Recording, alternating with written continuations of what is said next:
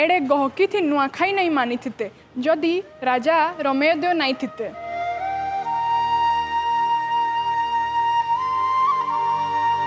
पश्चिमर पुरातन राजधानी पाटनागढ़ 14 शताब्दी बेल के राजा रमाई देव सौम्या ने लोक कला संस्कृति आर परंपरा गुटे भिन्न ठान पाई। आज आमे मनौथबार बड़भागी पूजा पाठ तिहार परब आदिवासी परंपरा संगे जुड़ी छी। सेतिर भितरु आमर सिघातियार नुआखाई घले गुटे बुढ़ा समर नु पाटना तक लमी छे गंध मारदन डंगर तार पाहा तले केतनी आदिवासी जीवन जीउछन। पुरखा कालू प्रकृति के एका देवता करी मनुष्य पूजा करी आसुछे। निजर पहला कमाला धान रो पूजा ही आदि परंपरा नु नुआखाई।